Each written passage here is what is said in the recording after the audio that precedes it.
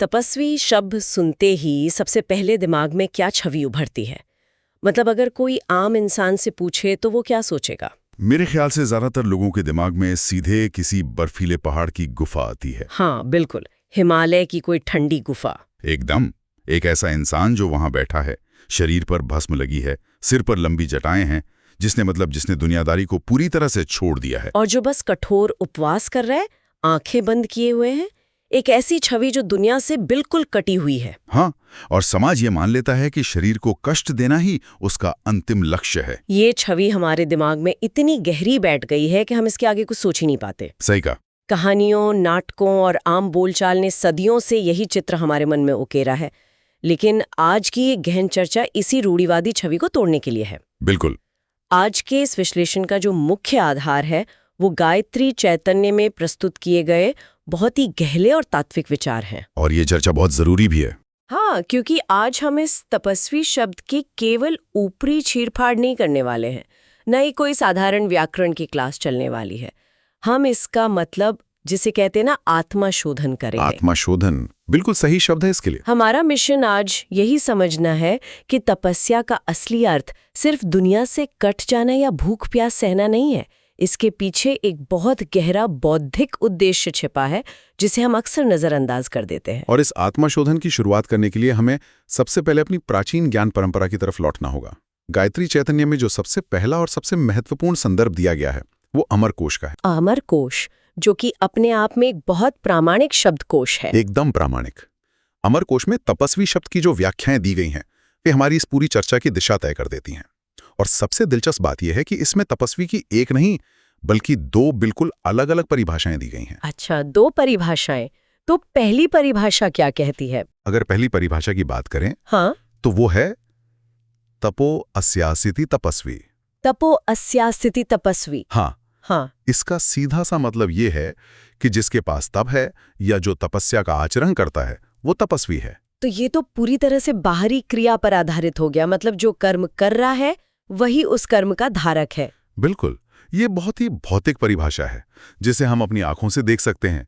समाज भी इसी को मानता है। हाँ, क्योंकि जो उपवास कर रहा है, मौन व्रत रखे हैं या कड़ाके की ठंड में एक पैर पर खड़ा है, लोग उसे देखते ही कह देते हैं कि अरे ये तो बहुत बड़ा तपस्वी है। सही बात है। समाज को वो चीजें बहुत जल्दी प्रभावित करती हैं जिन्हें नापा जा सके, देखा जा सके। लेकिन देखिए, क्या ये परिभाषा बहुत सतही नहीं लगती?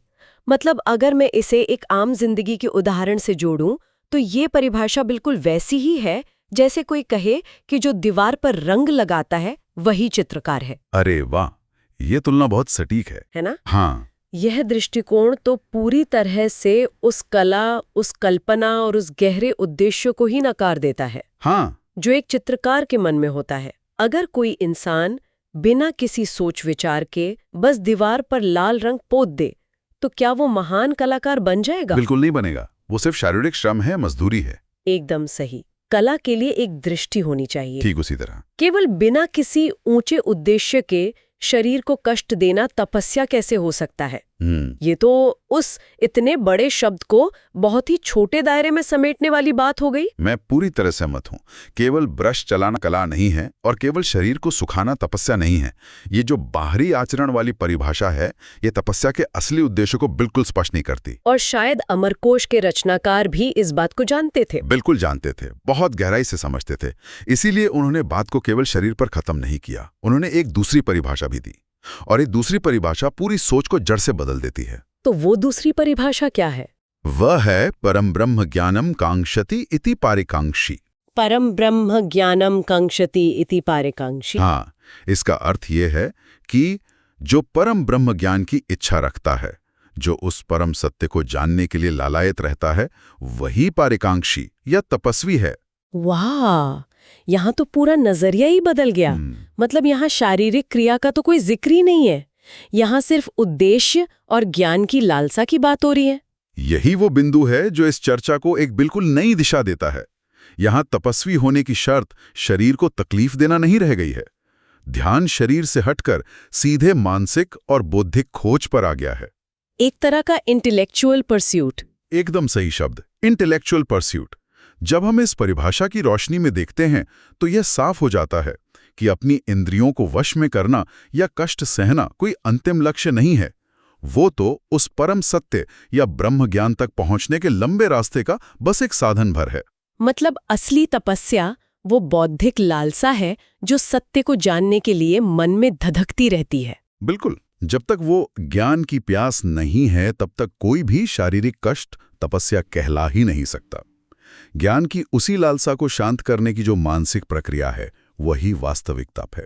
तो अगर असली लक्ष्य ज्ञान प्राप्त करना है और ये पूरी तरह से एक बौद्धिक यात्रा है, तो यहाँ मेरे मन में एक बहुत स्वाभाविक सा सवाल आ रहा है। पूछिए। ज्ञान प्राप्ति का ये जो बौद्धिक रास्ता है, इसे इतना मुश्किल क्यों माना जाता है? लोग अक्सर बाहरी आचरण और कर्मकांडों तक ही क्यों सिमट कर रह जाते हैं? अमरकोश की दूसरी परिभाषा को अपनाना हमारे समाज के लिए इतना कठिन क्यों है? ये बहुत ही गहरा सवाल है और इसका बहुत ही सुंदर और तार्किक जवाब हमें गायत्री चैतन्य में दिए गए एक और महान संदर्भ में मिलता है। अच्छा। हाँ, वहाँ डी.वी. गुंडप्पा के प्रसिद्ध कन्नड़ काव्य मंकुतिम्मन कग्गा की कुछ पंक्तियों का विश्लेषण किया गया है। मंकुतिम्मन कग्गा। हाँ, वे पंक्तियां कुछ इस तरह हैं। भक्ति नंबुगे सुलभ तत्व शोधने कष्ट मतिकार्य कष्ट। इसका सीधा सा अर्थ ये है कि भक्ति, विश्वास और वंदना करना सुलभ है, यानी आसान है। सुलभ है। लेकिन तत्व शोधन करना, सत्य की खोज करना और मति का कार्य यानी बुद्धि का उपयोग करना अत्यंत कठिन है। इन पंक्तियों में ये सुलभ या आसान शब्द बहुत ध्यान खींचता है। ये स्पष्ट करना जरूरी है कि कग के अनुसार भक्ति, भजन और नमस्कार करना अपेक्षाकृत आसान है। हाँ, लेकिन यहाँ आसान का मतलब किसी भी रूप में कमतर या हीन होना नहीं है। बिल्कुल नहीं। भक्ति का अपना बहुत ऊंचा स्थान है। बिल्कुल। आसान का अर्थ यहाँ ये है कि समर्पण और भावुकता की अवस्था में इंसान को खुद से कोई कड़वे सवाल पूछने की जरूरत नहीं होती। जब कोई पूरी तरह से किसी सत्ता के प्रति समर्पित हो जाता है तो उसे एक मानसिक सुरक्षा मिल जाती है। एक कवच मिल जाता है। हाँ, एक कवच, जहां उसे अपने ही विचारों से लड़ना नहीं पड़ता। वो बस आस्था की धारा के साथ बहता रहता है, जो मानसिक रूप से एक बहुत ही सुरक्षित और आरामदायक स्थिति होती है। और यही वो मानसिक सुरक्षा है जिसे छोड़ना इंसान के लिए सबसे मुश्किल काम होता है। तत्व शोधन यानी सत्य की खोज, ये एक भयंकर चुनौती बन जाती है। इसीलिए गुंडप्पा जी ने इसे मतिकार्य कहा है। एकदम। मतिकार्य यानी बुद्धि का काम। ये इतना कठिन इसलिए है क्योंकि इस रास्ते पर कोई रेडीमेड या पहले से तैयार किए गए उत्तर नहीं मिलते। कोई शॉर्टकट नहीं है। कोई शॉर्टकट नहीं है। भक्ति के मार्ग में सब कुछ परिभाषित है, नियम तय हैं, ऐसे बैठना है, ये पढ़ना है। लेकिन ज्ञान के मार्ग पर हर कदम पर अनिश्चितता है। किसी की बात पर आंख मूंद कर विश्वास करने के बजाय अपनी ही गहरी मान्यताओं पर बार बार सवाल उठाना पड़ता है। जो बातें हमने बचपन से सच मान ली हैं, उन्हें कटघरे में खड़ा करना पड़ता है। बिल्कुल। समाज ने जो नियम बना दिए हैं उन सबको संदेह की दृष्टि से देखना पड़ता है। ये प्रक्रिया इंसान को उसके मानसिक कंफर्ट जोन से पूरी तरह बाहर खींच लेती है। नई चीजें सीखना एक बात है, लेकिन अपनी पुरानी और बहुत गहरी धारणाओं को गलत मानकर मिटाना, ये मानसिक रूप से दुनिया का सबसे ज्यादा थका देने वाला काम है। इंसान का अहंकार भी तो बीच में आता है ना? बिल्कुल आता है। अहंकार उसे ऐसा करने से रोकता है। इसीलिए इस बौद्धिक कार्य को इतना कष्ट कहा गया है। ये मानसिक थकावट ही शायद वो कारण है कि ज्यादातर लोग अमरकोश की उस पहली परिभाषा तक ही सीमित रह जाते हैं, क्योंकि शरीर को थकाना मन को थकाने से ज्यादा आसान लगता है। बहुत सही बात कही आपने। लेकिन ये जो आसान और मुश्किल रास्ते का अंतर है, इसे असल जिंदगी में हम कैसे देख और समझ सकते हैं? इसे समझने के लिए गायत्री चैतन्य में एक बहुत ही शक्तिशाली दृश्य रूपक का उपयोग किया गया है। एक ऐसा विजुअल मेटाफर जो इस पूरे दार्शनिक बात को हमारे आंखों के सामने एकदम साकार कर देता है। वो रूपक क्या है? वो दूसरे कक्ष से आता है। पंक्तियां कहती हैं, सुत्तु मुत्तुलु गिरिसुत्त हत्तुवनु तापस्यो मंकुतिम्मा। इसका क्या अर्थ हुआ? इसका भावार्थ यह है कि लोग पहाड़ के चारों ओर घूमते हैं, उसकी परिक्रमा करते हैं, लेकिन जो वास्तव में पहाड़ पर चढ़ता है वही असली तपस्वी है। वाह, ये रूपक तो इस पूरी चर्चा का सबसे प्रभावशाली हिस्सा है। ये आसान और मुश्किल रास्ते के अंतर को बिल्कुल शीशे की तरह साफ कर देता है। बिल्कुल। पहाड़ की परिक्रमा और पहाड़ पर चढ़ाई, इन दोनों क्रियाओं की गहराई में जाना बहुत जरूरी है। अगर हम सबसे पहले पहाड़ की परिक्रमा को देखें तो आम लोग, जिन्हें लोकजन कहा गया है, इसे एक बहुत बड़ी उपलब्धि मान लेते हैं। हाँ, एक उत्सव की तरह। बिल्कुल। जब कोई पहाड़ की परिक्रमा करता है तो वो एक समतल रास्ते पर चल रहा होता है। ये एक सुरक्षित रास्ता है जिस पर पहले से ही बहुत से लोग चल रहे हैं। भीड़ भाड़ है, एक माहौल है। वहां अचानक से किसी खाई में गिरने का कोई डर नहीं है। हाँ, इस रास्ते पे चलने के लिए शरीर में ऊर्जा तो चाहिए, लेकिन किसी खास मानसिक संघर्ष या पल पल बदलती बौद्धिक योजना की जरूरत नहीं होती। बस आपको चलते जाना है, कदम आगे बढ़ाते जाना है। और ये सीधे तौर पर अमरकोश की उसी पहली परिभाषा से मेल खाता है। बिल्कुल, जो केवल बाहरी आचरण को ही तपस्या मानती है। ये वो सुरक्षित और आसान रास्ता है जिसके बारे में गुंडप्पा जी ने बात की है, जहां आस्था तो है लेकिन मानसिक द्वंद्व बिल्कुल नहीं है। इसके ठीक विपरीत पहाड़ पर चढ़ना एक बिल्कुल अलग तरह का युद्ध है। ये शारीरिक युद्ध से कई ज्यादा एक मानसिक और बौद्धिक युद्ध है। क्योंकि वहां कोई बना बनाया समतल रास्ता नहीं होता। एकदम सही। पहाड़ की चढ़ाई में हर कदम पर अनिश्चितता है।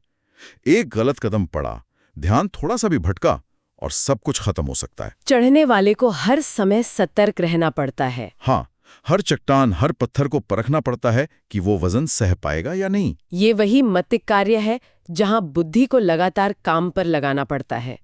इसके लिए मन पर बहुत ही असाधारण नियंत्रण चाहिए। जो गुरुत्वाकर्षण उसे नीचे खींच रहा है, उससे लड़ना है। जो शरीर की थकान उसे रुकने को कह रही है, हवाओं के थपेड़े उसे डरा रहे हैं, उन सब पर विजय प्राप्त करनी होती है। और सबसे बड़ी बात, पहाड़ पर चढ़ते समय इंसान बिल्कुल अकेला होता है। वहां कोई भीड़ उसे ताली बजाकर प्रोत्साहित करने के लिए नहीं होती। बिल्कुल नहीं। और इस पूरे रूपक में वो जो पहाड़ की चोटी है, वो कोई भौगोलिक स्थान नहीं है। तो वो क्या है? वो ब्रह्म ज्ञान या परम सत्य का प्रतीक है, जिसके लिए अमरकोश की दूसरी परिभाषा का वो पारिकांक्षी लालायित रहता है। मतलब पहाड़ पर चढ़ने वाला बहुत अच्छे से जानता है कि वो ये कष्ट क्यों सह रहा है। हर कदम एक सोची समझी रणनीति का हिस्सा है। उसकी नजर लगातार उस चोटी पर टिकी हुई है। बिल्कुल। लेकिन परिक्रमा करने वाले का ध्यान अक्सर केवल अपनी गिनती पूरी करने पर होता है कि कितने चक्कर पूरे हो गए। ये एक बहुत ही गहरा मनोवैज्ञानिक अंतर है दोनों में। हाँ, एक में पूर्ण जागरूकता है और दूसरे में केवल अनुपालन है। और यहीं पर गायत्री चैतन्य में अनीता अरविंद सराफ द्वारा प्रस्तुत किए गए विचारों का सबसे महत्वपूर्ण निष्कर्ष उभर कर सामने आता है। अनीता अरविंद सराफ का निष्कर्ष वो क्या है? वो निष्कर्ष ये है कि बिना ये जाने, बिना उस अरेथु या गहरी जागरूकता के कि हम पहाड़ क्यों चढ़ रहे हैं, कोई भी कठिन से कठिन काम सिर्फ एक शारीरिक व्यायाम बनकर रह जाता है। अरेथु यानी जागरूकता। हाँ, जागरूकता ही वो तत्व है जो किसी भी कर्म को तपस्या बनाता है। अगर कोई इंसान बिना किसी ऊंचे उद्देश्य के केवल शरीर को सुखाने के लिए भूखा रह रहा है, तो वो तपस्या नहीं है, वो सिर्फ कुपोषण है। बिल्कुल सही बात है। अगर कोई व्यक्ति बिना सत्य की खोज के जंगल में जाकर बैठ गया है, तो वो तपस्या नहीं है, वो बस समाज की जिम्मेदारियों से पलायन है, भागना है। अपने उद्देश्य को पूरी तरह से जानकर, अपने अहंकार को किनारे रखकर किया गया लगातार आंतरिक और बौद्धिक संघर्ष ही सच्ची तपस्या है। तो अगर हम इस पूरी चर्चा को एक साथ जोड़कर देखें तो ये एकदम स्पष्ट हो जाता है कि तपस्या की जो रूढ़िवादी छवि हमारे मन में थी, वो आज पूरी तरह टूट चुकी है। बिल्कुल टूट जानी चाहिए। तपस्या शरीर को दंड देने, उसे यातनाएं देने या उसे नष्ट करने की कोई हिंसक क्रिया नहीं है। इसके बजाय ये बुद्धि और मन को तेज करने, पुरानी मान्यताओं के जालों को साफ करने और विचारों को निखारने की एक अत्यंत परिष्कृत प्रक्रिया है। एकदम सही। ये बाहरी दुनिया को दिखाने के लिए किया गया कोई कर्मकांड नहीं है जिसके लिए किसी दर्शक की जरूरत हो। बाहरी दिखावे की तुलना में सत्य की ओर ले जाने वाली वह मौन, अदृश्य और लगातार चलने वाली आंतरिक यात्रा ही सबसे श्रेष्ठ तपस्या है। और हमारे सभी संदर्भ यही बताते हैं। हाँ, अमरकोश से लेकर डीवी गुंडप्पा के काव्य तक हर स्रोत यही संकेत कर रहा है कि सत्य की भूख ही तपस्या की पहली और आखिरी शर्त है। बिना ज्ञान की प्यास के सब कुछ केवल एक नाटक है। यह आंतरिक यात्रा ही मनुष्य को उसके वास्तविक स्वरूप से मिलाती है। देखिए, पहाड़ के नीचे सुरक्षित भीड़ में रहकर परिक्रमा करना आसान है। इसमें समाज की तालियां भी मिलती हैं, लोग वाहवाही भी करते हैं। बिल्कुल। लेकिन अकेले ज्ञान के शिखर की ओर कदम बढ़ाना, अपने ही अज्ञान से लड़ना, मानव जीवन की असली सार्थकता इसी में है। और मेरा मानना है कि ये विचार आज के समय में और भी ज्यादा प्रासंगिक हो जाता है। कैसे? क्योंकि आज हर जगह बस परिक्रमा करने वालों की भीड़ ही दिखाई देती है, जो बिना सवाल किए बस चले जा रहे हैं। आपकी ये बात सच में बहुत गहराई से सोचने पर मजबूर कर देती है। और इसी विचार के साथ एक बहुत ही गहरा सवाल पैदा होता है जो इस स्रोत सामग्री के अंत में भी उठाया गया है। जी। आज की इस तेज रफ्तार और आधुनिक दुनिया में, जहां हर इंसान केवल बाहरी दिखावे, समाज में झूठी प्रतिष्ठा और डिजिटल दुनिया में लाइक्स बटोरने में लगा हुआ है, सब बस लाइक्स के पीछे भाग रहे हैं। हाँ, जहां हर व्यक्ति केवल उस सुरक्षित पहाड़ की परिक्रमा कर रहा है ताकि ज्यादा से ज्यादा लोग उसे देख सके और उसकी तारीफ कर सके, ऐसे परिवेश में हमारे दैनिक जीवन में पहाड़ पर चढ़ने के समान कौन सी यात्राएं हो सकती हैं? बहुत ही विचारणीय प्रश्न है। वो कौन सा कठिन आंतरिक और बौद्धिक विकास है जिसे हमें अकेले, बिना किसी दिखावे के, बिना किसी की तालियों की परवाह किए करना चाहिए? क्या हम सच में सत्य को जानने का मत कार्य कर रहे हैं या सिर्फ अपनी जिंदगी की गोल गोल परिक्रमा कर रहे हैं? यही वो प्रश्न है जिस पर हम सबको निरंतर विचार करना चाहिए।